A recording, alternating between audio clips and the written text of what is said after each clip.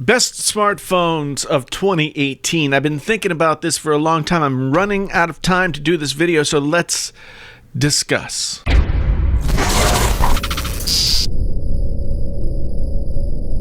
Hey there, friends on YouTube. My name is Jason, sometimes known as the JTL. This is Painfully Honest Tech Tech, so honest it hurts.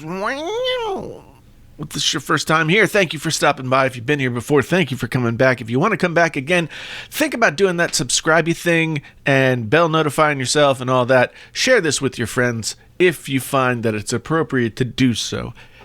Anyway, smartphone of the year or smartphones of the year. Now, I don't have the budget to do what somebody like MKBHD can do and have like 900 smartphones.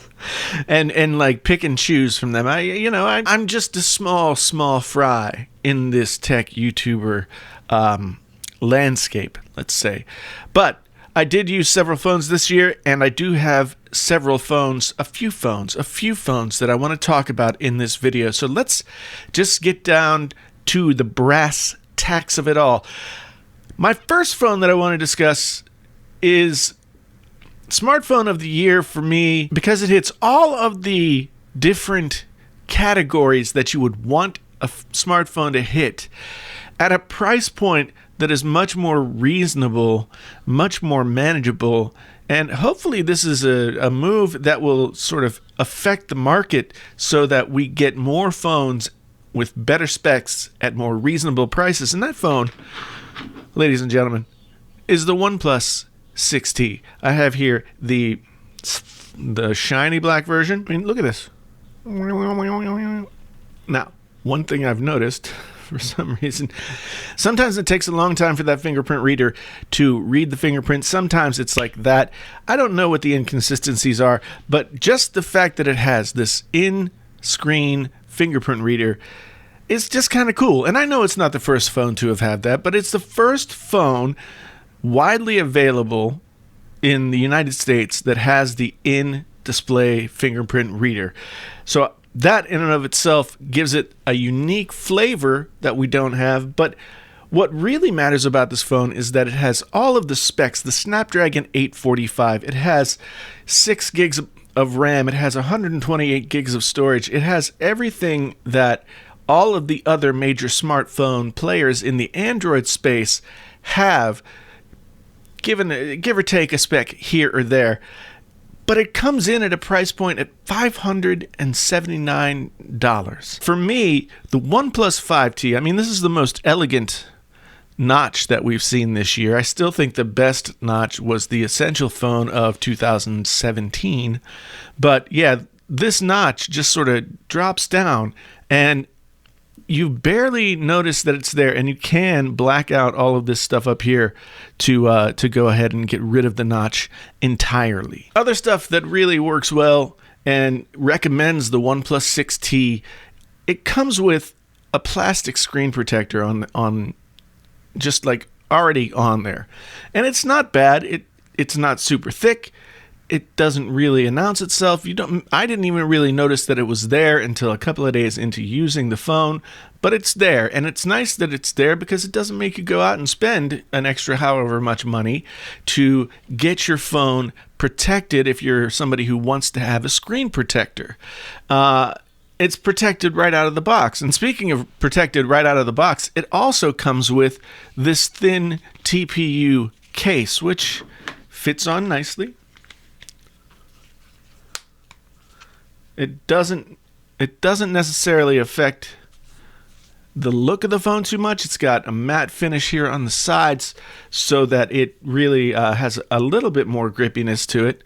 But yeah, it's nice that OnePlus throws in these small things that a lot of other manufacturers don't. One thing that it throws in that a particular manufacturer doesn't is the quick charge plug and the and everything that you need to get this thing charged quickly. Now, we've discussed, everybody knows that there's another company that doesn't allow for that doesn't give you anything but a 5-watt charger in the box. Hopefully that will change when they release their 2019 phones, but the OnePlus 6T comes with everything that you can want out of a smartphone without really too many sacrifices at all. Same specs, etc., etc., at least 1/3 less the price than a lot of the other phones out there. Now, what doesn't it have? It doesn't have wireless charging, and that's kind of a drag. Maybe they'll give it to us next year. I'm sure that it was removed or not put in because it helped save costs. But in this day and age of smartphones, pretty much every smartphone that has a glass back, as this one does, has wireless charging. And I think OnePlus, it really behooves them to do the same in their next iteration. They also decided to remove the headphone jack this year, which I think is a terrible idea. They were one of the last companies to maintain the headphone jack, and it was nice to see it there. Now it's gone, and they don't offer you any headphone solutions in the box. So those are the couple of things that the OnePlus falls short on, but for the most part, for $580, this is my choice for the Android smartphone that made the most sense for the most people in 2018. Let's move on to my next choice. I've talked a lot about iPhones this year. I had a video that went over 1 million views talking about iPhones, and then I had a lot of people get mad at me when I was talking about iPhones. The iPhone XS and XS Max, really spectacular, high-priced premium devices. But the high price seems to be its Achilles heel. iPhone sales have not been what they usually are or what people expected them to be, and I think I understand. I mean, the XS starts at $1,000. The XS Max starts at $1,100. And if you want to get 256 gigabytes of storage, then you have to go up to $1,250 or $1,150, I believe. Those are expensive phones, and they're not phones for everybody. There was a time when iPhones at least were within reach of the average consumer, and these $1,000 phones, I think we're seeing that average consumer who likes to buy the iPhone is not really willing to spend that kind of money. Now, those phones, of those phones, the XS Max is performing better in the market than others. And I had a XS Max earlier this year. I said I wasn't going to order it, and I didn't. I went out and got one to review and ended up liking it. After this phone came out, the iPhone XR, I was at first very skeptical about this phone. I thought, the screen isn't going to be all that good because it doesn't even have a 1080p resolution. I thought that maybe this was a way to just try and rope people in to a lesser phone who weren't able or willing to pay the $1,000 price point of the other phones. What I discovered when I picked this guy up, though, was I've seen all the colors in person. All the colors look very nice. I chose this nice product red to go along. And to go along with it, I got this product red Sport Loop. The XR, as I used it, it has generally the same things inside of it as the higher priced phones. Same processor, slightly different camera operation. The screen is LCD instead of OLED as the other two phones are. There were some places where Apple decided to cut corners in order to make a more reasonable price point. And so you've got a single camera lens on the back. However, I find that it takes really good photos. I can't really discern the difference between iPhone XS Max and iPhone XR photos in everyday use. Yes, there are some specific use cases where the XS Max has different features than this, but for the most part, it's great. What have I liked about this phone more than anything? The battery life. The battery life on this phone is exactly what I've always wanted a smartphone battery life to be. I just got through 2.5 days on one charge. And yes, toward the end of yesterday, I had to turn on low power mode, but it got me through the rest of the day. I took it off the charger at noon the day before, noon, and then a whole day, and then a whole day, and then back on the charger. Never got that kind of performance out of a smartphone battery in my whole life. So the battery on this thing, if you want all-day battery or all 2-day battery, this is the iPhone for you. This right here, the iPhone XR, is the iPhone for you. It starts at $749, and with that, you get 64 gigabytes of memory. Now, 64 gigabytes of memory is kind of like a decent amount of memory. Back in the days when iPhones were still coming out with 16 gigs and then later 32, and that just wasn't really enough to even take any kind of 4K photos or videos, Those days are gone. 64 gigabytes is what a lot of the flagship Android phones come with. Of course, you can't expand the storage with many of them, but that's a different story.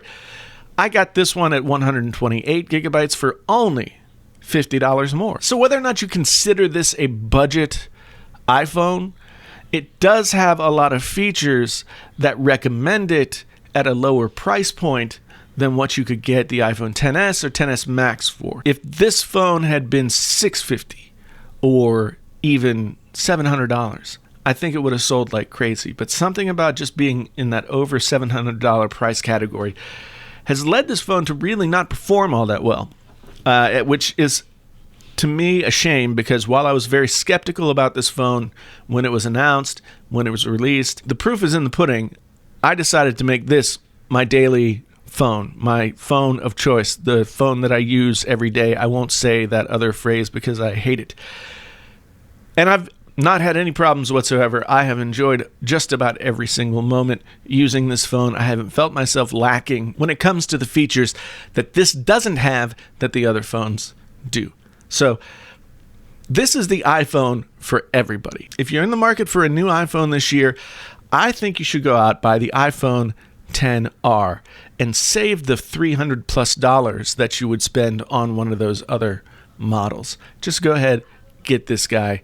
You'll be really happy with it. And that's why it's, again, one of my picks for best phone of the year. Now, my third and final choice for best phone of the year, and it's probably my best all-around phone of the year, is a phone that I no longer have in my stable. I move some things around so that I can have the opportunity to do a few other things. And unfortunately, I couldn't keep the Note 9, although I do want to get one again sometime soon. It's no slight to the Note 9 whatsoever.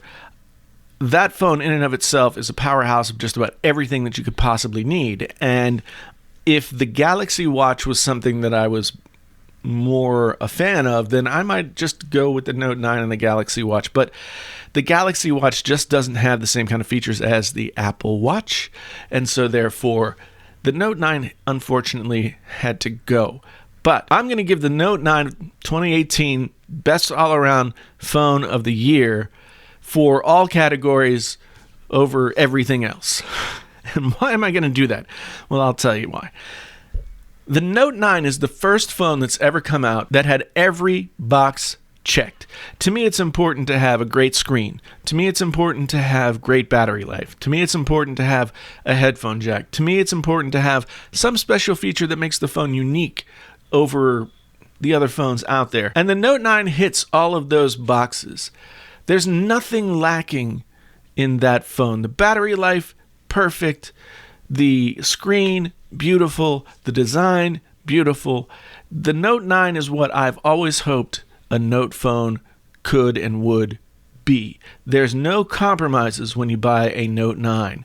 You're not going to lose anything when you buy the Note 9. You're going to gain some additional features when you buy the Note 9. And so for me, overall, the Note 9 with that screen, with that S Pen, with that design, with the battery life, 4,000 milliamp hour battery inside that thing. Now, it's an all-day battery. It's not as good in terms of what you get from the iPhone XR, but the iPhone XR is not nearly as much phone as the Note 9 is. The Note 9 is a powerhouse phone meant for people who really want to get a lot of stuff done with their phones. It gets my overall vote for best smartphone of 2018. The iPhone XR is the iPhone for everyone. The OnePlus 6T is the Android phone for everyone. Hits all those boxes at a much lower price point, almost half the cost of a Note 9. You don't get the S Pen, but it is a great phone. And the Note 9 just really did blow everything else out of the water this year. And it's come out a little while ago now, so other phones have gotten more press more recently, and I think maybe folks have forgotten the Note 9 a little bit. But for me, best phone of the year. And I'm really looking forward to hopefully being able to get one back in my pocket again soon. What do you guys think? What was your favorite phone of the year? Do you agree with any of the things that I've had to say here? Do you have other things that you would like to add to what I had to say here? Let's have a boisterous discussion down in the comments below. Once again, I want to say to everybody who watched all the videos this year, to everybody who came to the channel, to everybody who left the channel, to everybody who loved or hated, whatever, 2018 has been an incredible year for Painfully Honest Tech. We've gained nearly 100,000 subscribers in this calendar year, and I never had any inkling that something like that might happen. So thank you all very much. I hope to see you all early and often throughout 2019. Got a lot of good stuff coming in the next year, so I really want to say again, thank you for being here. Again, if this was your first time here and you want to come back again, you want to be a part of the super magical run that we're on, then like, subscribe, hit bell notification icon, come on back and see us again. For those of you who have been here before, I love you very much. Again, my name is Jason, sometimes known as the JTL. This is Painfully Honest Tech, so when it hurts. Until the next time, I'm out.